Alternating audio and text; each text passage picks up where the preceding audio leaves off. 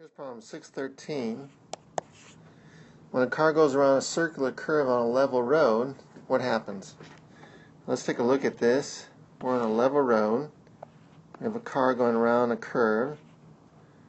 And for it to negotiate that curve going around, there must be a centripetal force towards the center of that curvature.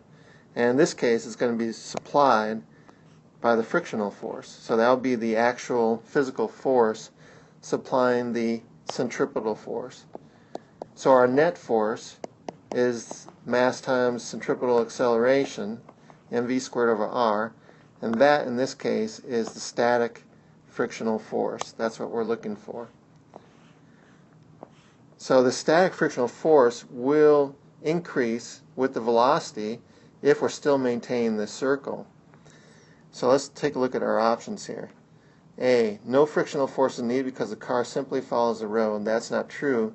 We are going to need a centripetal force physically supplied, and in this case it would be a static frictional force.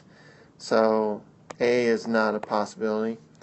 B, the frictional force on the road on the car increases when the car's speed decreases. Well, this is not true. We can see a direct relationship with the velocity squared in this formula, so that is not true. C, the frictional force of the road on the car increases when the car's speed increases. That is true. For it to maintain this circle, the frictional force must increase with the centripetal force and hence with the velocity. So C is definitely true.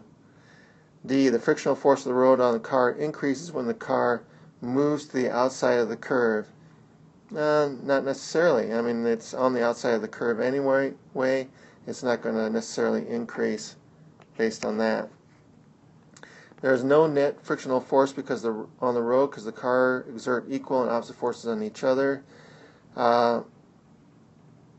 They do. The car exerts a force on the road, but the road exerts a force on the car, and that is a unequal force. That is supplying the centripetal force on the car, the external force on the car. So that's not true. So our only answer in this case is C.